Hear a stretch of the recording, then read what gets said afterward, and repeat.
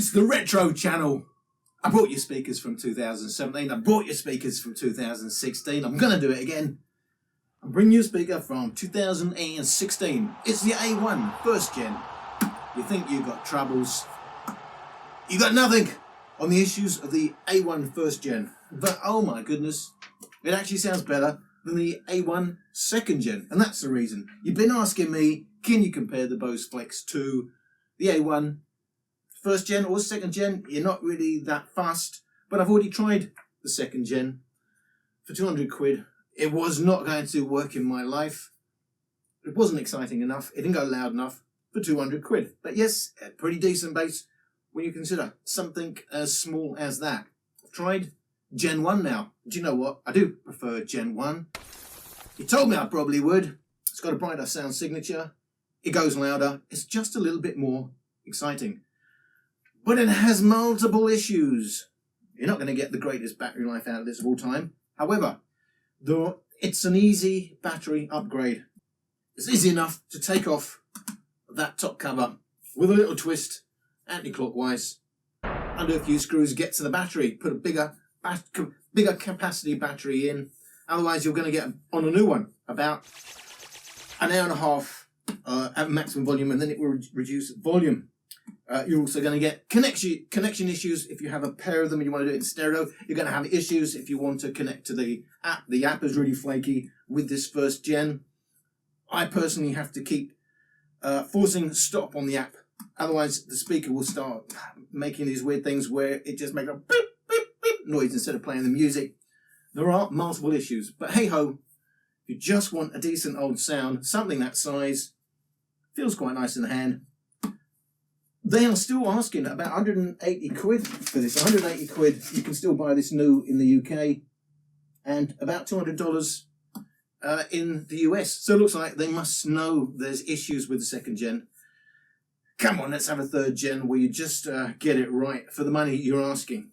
But just note, difference between first gen, second gen. Second gen will not go as loud. It will be smoother. This is quite a bright sounding speaker. And a lot of it depends on the tweeter.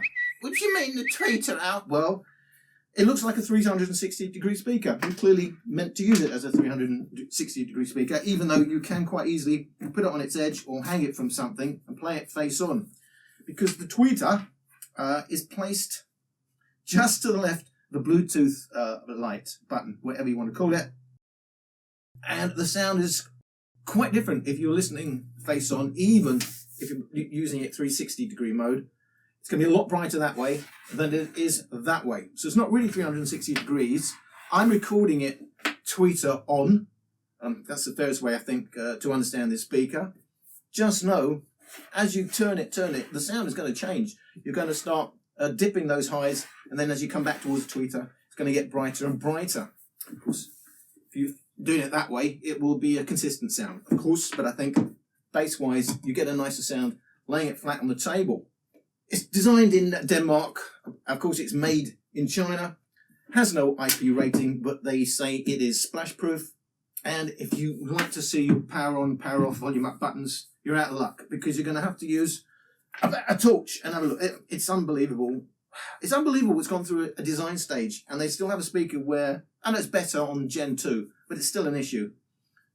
Why not have just big buttons that are quite easy to see? You need good light to see the power on, power off, volume up, volume down. There's your Bluetooth, and there's your mic. So the question is, how do they sound? How do they compare? Because we're talking $149. It's cheaper than still the first gen A1. Beoplay, Bang & Olufsen A1. We're going to do it both ways. We're going to have a listen with them in 360-degree mode, because it means they're flat down like that, and then you're listening. And we're also going to have on axis. It's quite significant because there's no dynamic adjustment on the A1, but there is dynamic adjustment depending on how you orientate the speaker. It will change its EQ, so it knows if it's like that, and it knows if it's like that. It's quite spooky how it knows. We're going to have a listen. Let's have a listen first. 360-degree mode, as Alan Ross calls it. flat like that and listening like that. Smoke the cigars and wear the shiny shoes. Now it's my turn to show them that I wanted to know. That I wanted to know. Where does my time even go? Where does my life go? Where does my life go? Where does my time even go? Where does my life go?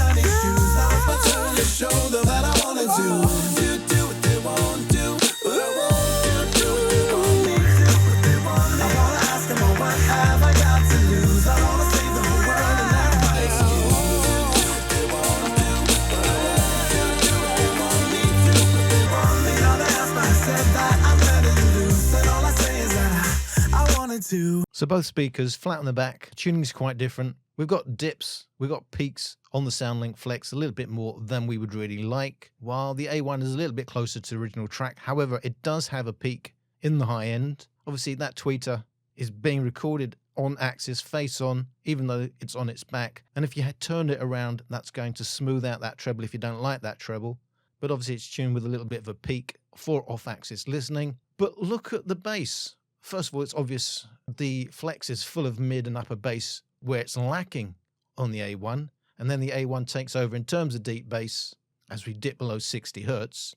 But it doesn't have a peak. It doesn't have the punch. Look at the original track. Look at the peak there. It's punchy. But where we still got the punchy bass on the Flex and it's full, it's a smooth, albeit deep bass on the A1. The bass is there, but it's a little bit recessed. It's impressive. It's a word we use a lot. Oh, that's impressive, that's impressive. And in this context of these two speakers, it's impressive how deep this speaker can dig, given its size.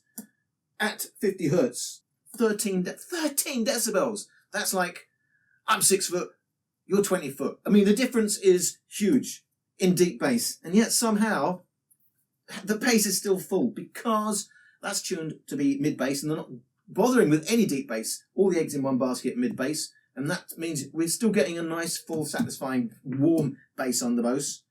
But somehow it's lacking. It lacks a bit of and it lacks a bit of fullness. It's detailed. It sounds hi-fi-ish. It's on the bright side, especially when I'm listening or recording tweeter on. And the bass is impressive, but somehow it's just a bit disjointed all the way along the frequency. You've got a bit of brightness, you've got a bit of detail, and then down there is the bass. It's as nice as it is. To me, it's not quite satisfying. It's not full and warm and rounded in the way the Bose is. But hey, it goes deep. You will hear it. It's still not that rolled off. It's deep enough that when you're listening to a track that really is digging that deep, that's when you're going to appreciate this speaker the most. Most of the time, you're going to appreciate the mid bass on the Bose. So the Bose has the fuller, warmer sound, but this is brighter, clearer, and more detailed. Very different sound signatures. What will the difference be when we listen bass on?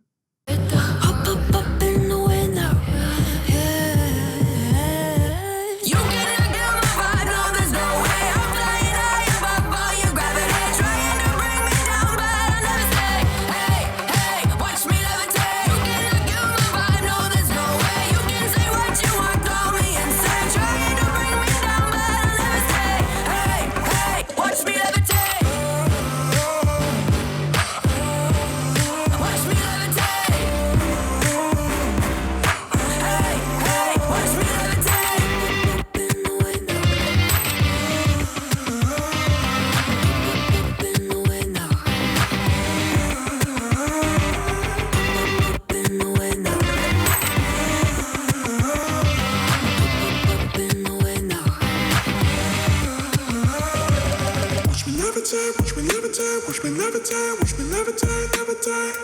Watch me levitate, watch me levitate, watch me levitate, watch me levitate. Watch me levitate. You gotta kill my vibe, no, there's no way. I'm flying high above all your gravity, trying to bring me down, but I'll never stay.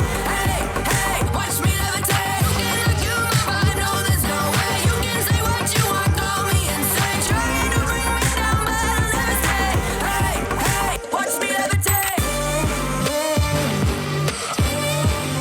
Watch me levitate.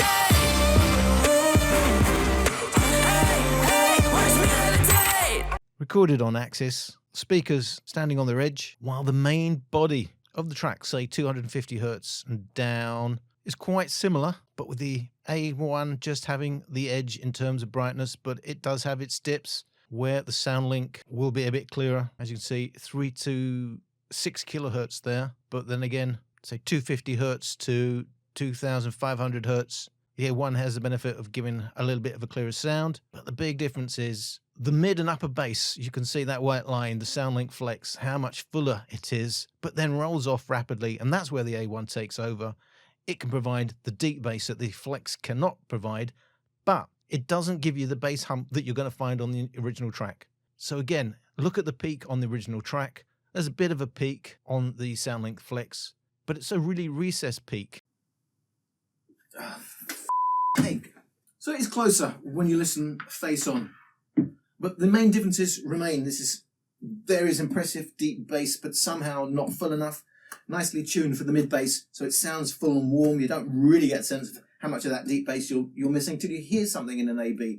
When you're listening to something that really digs deep enough for you to appreciate what the A1 first gen can do. But it's still a brighter listen, and it may be for a lot of people too clinical, but it's a nice detailed listen. But somehow the Bose, it's smoother and warmer, and maybe over a long listen, and will be kinder if you're listening to multiple genres. Overall, it may be a kinder listen. Certainly going to suit the analytical listen more. Certainly going to suit someone who likes a more hi-fi-ish sound. You can go into the app and start messing with the tuning. It's not a straightforward EQ. You can go to warmer, energetic, relaxed. Why they do that, I don't know. But you can reduce the brightness a little bit, increase the bass a little bit. And I'm saying going from like optimal to warm, you're slanting it. So you maybe get half a decibel more on the bass, half a decibel less on the treble. So just overall, the slant is different. But the difference isn't huge, but it's enough that you can hear it to your ears. But the difference in the upper bass and the mid bass is huge, really. But almost as huge as the difference is in deep bass when the advantage goes to the A1. So there's the upper bass, which can give you a sense of kick, and there's the mid bass that gives you the sense of warm. And on a lot of tracks, you're going to be hearing that more than you are going to hear the deep bass kick on the A1. So they're very different sounds, although they are similar. They are more similar when you listen on axis than when you listen off axis. The main differences remain. That's certainly going to be your number one choice for an analytical listen. But for most people just wanting a relaxing listen, they may prefer the Bose, and it's cheaper still, of course. So what is the headroom? You will notice at these volumes, when the Bose is at about 65%, we're having to play the A1 louder to have them matched in volumes. Have a look what happens now when we go to maximum volume. I just wanna dance and my hair starts moving. It makes me feel like I'm losing control. I just wanna dance and my hair keeps moving. It makes me feel like I'm having something before. I just wanna da da da da da da da da da da da. Da da da da da da da.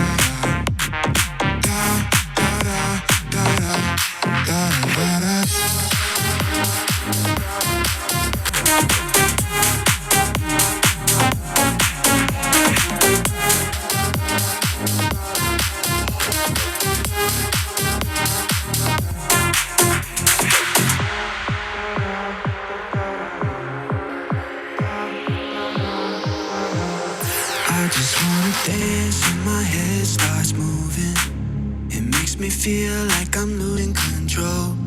I just wanna dance and my head keeps moving.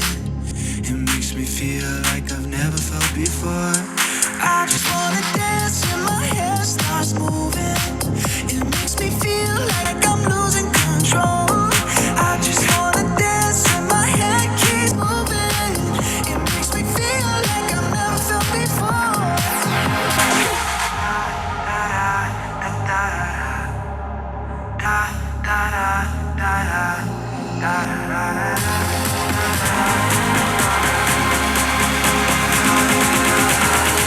So the A1 first gen is obviously louder, but it's really about the balance. So it's stronger in the mids, it's got a big peak, 8 kilohertz, and it goes deep in the bass. But it's lacking in mid bass, and that's exactly where the Soundlink Flex dominates. So the Soundlink Flex has a big mid bass. It's holding on to that even at maximum volume. So it sounds smoother because it doesn't have the highs, indeed doesn't have the mids of the A1. And by comparison, the A1 sounds a bit shrill because the deep bass is a bit hidden behind the mids and the highs, making the Flex sound almost as full in the bass as the A1. Just doesn't have the slam of the A1. So as the bass starts to roll off, that deep, impressive deep bass, but which costs a lot in the amp, as that rolls off a bit relative to the mids and the highs, and we go, it's able to drive those mids and highs now more, and it's going louder. So there's a difference in how the volume steps increase as you go towards maximum volume. So now it's clearly louder on the Bose, but it's louder in terms of the mids and the highs.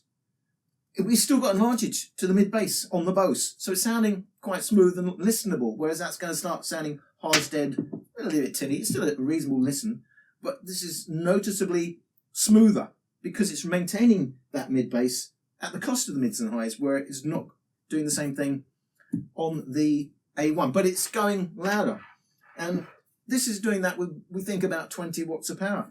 That's doing that with 60 watts of power. So that's, you pay your money, you take your choice. Louder, smoother. And that pretty much sums up the difference between these two speakers. It's very clinical sounding, but it's analytical. It's enjoyable enough. There's enough detail and there's enough deep bass. It's enjoyable.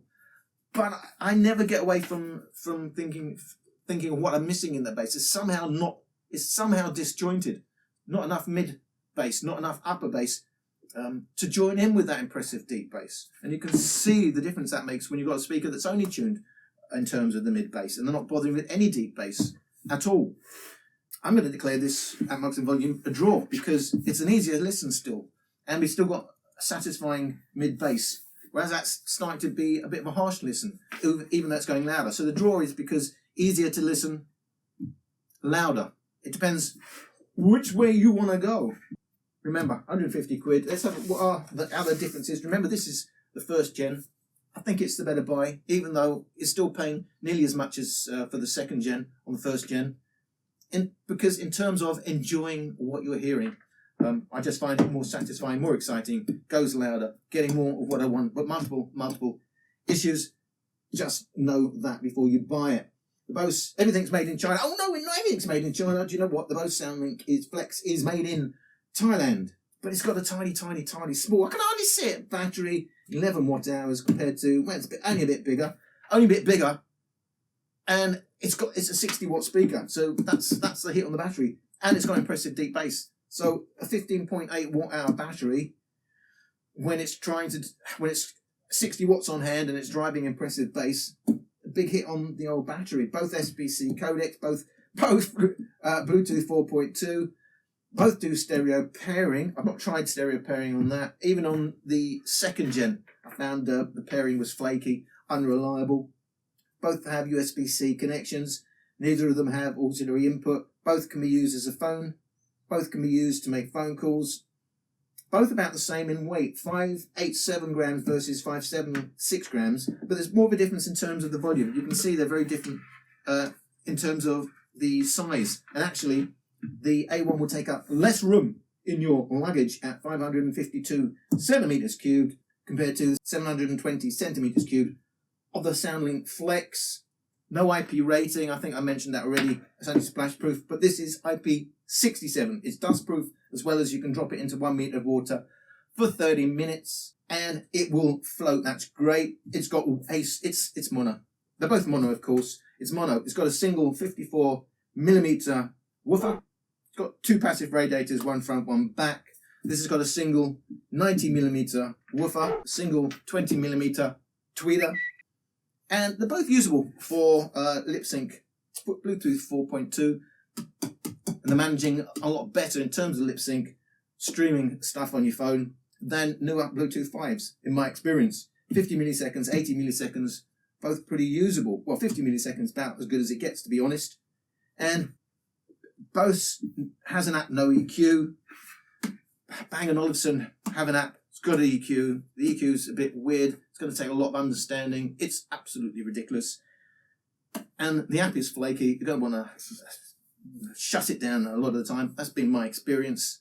But hey ho, you can adjust the EQ and it does make a difference to your ears, but it's not a major difference. So, conclusion is, I like this speaker. It's 200 quid.